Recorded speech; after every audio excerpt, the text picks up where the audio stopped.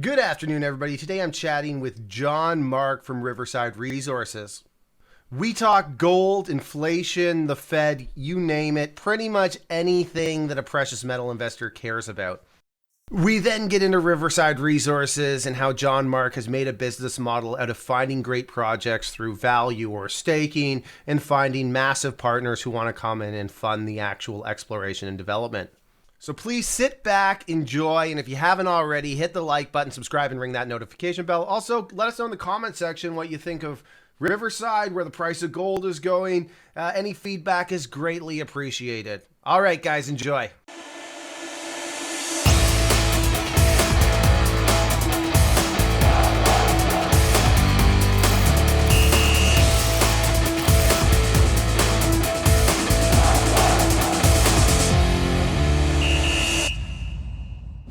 John-Mark, thanks for joining us today. Great to be on the show, Steve. Okay, so let's start off. The first half of this, we'll do a little bit of sort of macro talk, and in the second half, we'll get into Riverside Resources, which is obviously a company that we've invested in and are very excited about. Okay, so to start, I kind of want to talk about a theory that I have, and if we look at during the recent stock market bubble, if you want to call it that, we saw tech names and sort of these pre-revenue cash burning names do quite well. And they were primarily trading on sales multiples. I don't think I've ever heard the term price to sales more than I have over the last 3 years. Now, if we look at some of the data that's out there, we can see that on a price to earning basis, the S&P is trading where it was pre-COVID, or it's just about there now. So I have a theory or a thesis that capital tends to flow, and there's just a lot of investors and traders that want to go where momentum is. And now the focus is going to actually shift from top line to bottom line. And as that happens, commodity producers are suddenly going to get more attractive over the coming months. I'm curious, what's your read here? Because, I mean, we look at some of these companies still, like let's take Suncor, for example. And I understand over the last year, they're up 75%, but they're still trading at less than 4 times forward cash flow, which is still pretty cheap. So we still haven't really seen that love for the commodity producers that I think is merited, given how much pretty much all the commodities have ran. I'm curious, where do you see flows going into equities next? Where do I see flows going next? I really see it in the commodities. The thing about the commodities are that they're truly value. And I really think that we saw so much sales. Sales isn't value, earnings is value. And commodities are truly value. So I definitely see it. And, you know, it was interesting. My Merrill Lynch broker called me yesterday and says, hey, I'm thinking of buying commodities. And I thought, hallelujah, here it is. My generalist guys are calling me, and I really was laughing. He says, you know, I know you've always been in commodities for 30 years, John-Mark, but it's like, yeah, I definitely see that that's critical. Secondly, I really think that earnings are about value, and value comes from things that are in the ground, things that are grown, things that are truly, they can't be reproduced artificially. So definitely in this market, with the challenges we're seeing in inflation and other things happening, commodities are vital, and Suncor and these other companies have great potential for much higher earnings, much higher profits, because generally they're producing things that we need. And as inflation happens, these things are truly of value, not just price. Mm-hmm. Okay, so we talk about in investor demand, but let's actually talk about the commodity demand. So with everything that's going on in the world, from COVID lockdowns to China, to the war in Ukraine, to the Fed and various central banks talking about aggressive interest rate hikes, where do you see overall metals demand sitting over the near term? Yeah, definitely finding that it's going up quite a bit. I think that fundamentally there's a larger demand for metals. I think that we definitely see a need as we're seeing the greening. We're seeing definitely a need as there's inflation. People are going to hard currency, hard things. And thirdly, we definitely see that governments do wish to have that infrastructure. So I think commodities overall, plus as well as grains, we definitely see a need for food. And with the war going on in Ukraine, the challenges we're seeing other places, definitely even seeing food, agricultural, potash, fertilizers, all of those having big demand. So demand is getting much stronger. Also, I mean, over the last years, we have more and more population. The population wants to grow, wants more things. And so we definitely see consumption happening. And I think we got to look at a global scale of Africa. It's so many different continents that definitely are looking to grow. And also with the destruction that's happening in the war right now, there's a rebuild. So all of those things are pushing aggressively towards commodities, really having a better demand, large demand, and seriously a supply crunch. We're not able to keep up with the demand for commodities.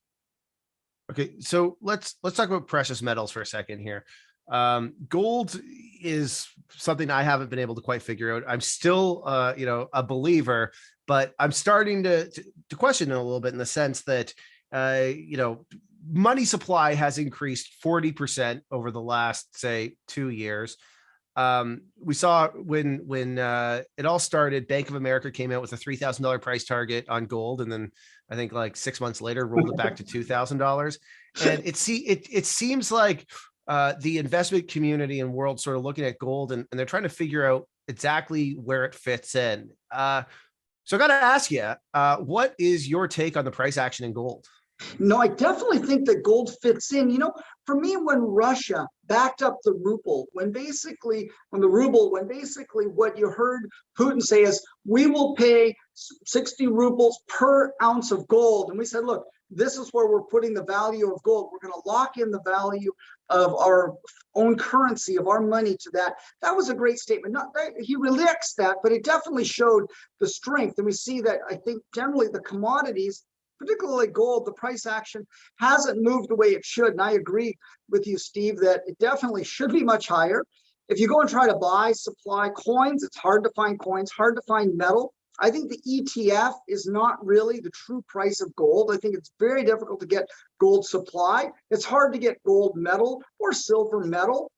And I think that generally the price action of the physical actual commodity is much higher than people are priced in the market because the ETFs, because people are trading paper amounts, and that's actually a derivative of the actual metal. And so if you try to capture the metal, if you try to get the metal, it's not available. There isn't the supply. So in fact, there's a disconnect between what people price and what you actually can really buy it at, in terms of what you buy in the stock market versus when you can buy it actually at a store or something. It's hard to get the physical metal. So I'm glad you brought that up, because this is a very popular thesis we hear from either gold bugs or former gold bugs, or silver bugs or former silver bugs, is that it's very hard for the actual price of the metal to find true price discovery, because of the manipulation that goes on and everything that's happening in the paper markets. So what do you think really needs to happen in order for precious metals to actually leg up significantly from here? Yeah, so not so much manipulation, although that's a concept. The concept is derivatives. The concept is that you actually keep creating all these other products that soak up the actual buying of the metal. And so they create more and more derivatives. So people think they own gold, they own this ETF or that ETF, but it's not backed up by physical metal. That's what I'm really saying. So not really saying that there's some type of kind of conspiracy, although it is interesting when you look how on Sunday nights all of a sudden gold is sold down and things like that. So there's those different things. And I think there are governments that are trying to compete between different governments. China and Russia both have large gold reserves. And I think it is part of a global future currency of the world. Is kind of a blended currency, or what is the fundamental currency if there's challenge to the dollar. But yeah, so definitely see that there's a challenge for supply. And so what I've definitely found, as you said, is that if you go try to buy coins, if you go try to buy metal, it's actually at a much higher price than the spot price. Mm-hmm. Okay, so let's talk Riverside. You guys recently announced a mineral deal with one of Peru's largest mining companies, Hochschild Mining. Total deal value, we got $31 million here, which my understanding is sort of an earn-in, happens in stages. Can you walk us through the deal structure and why this is attractive for Riverside shareholders?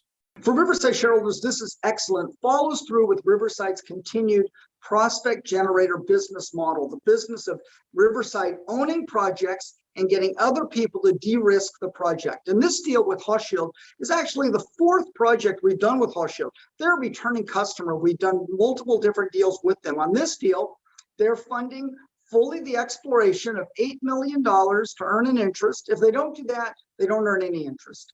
Then they need to spend another $3 million in a feasibility study to get to 75%. At that point, they will have spent $11 million and they get to a feasibility study. Riverside has the choice to stay in the deal at that time at 25% or to sell our 25% interest on our election for another $20 million US cash. That just helps our shareholders know that we don't have to come back to them as we go through this deal. So that's excellent for shareholders, knowing that we're completely protected to the downside and have the upside of having such a large company fully funding and de-risking the project, and for us to get carried along through the exploration process. Steve, it's so important. Exploration is de-risking. We want to find success, but we're de-risking the project. And so having someone like Hochschild who has the deep pockets and the capital de-risk it while we own it, that's excellent for shareholders. Whether or not Hochschild stays in is good for Riverside. If they don't stay in, we have the project further de-risked, and at that point, we can decide if it fits for us and how we'd like to monetize that. So that's great for shareholders of Riverside. If Hochschild keeps going all the way through, that's excellent. There's discovery, there's a complete revaluation on the Riverside company. Riverside has an interest in something that now that could be worth hundreds of millions of dollars, something that can be worth billions of dollars, something that can be very, very significant. And it's not coming back to shareholders to fund it, at least for a period of time for these steps. That's why this deal's great.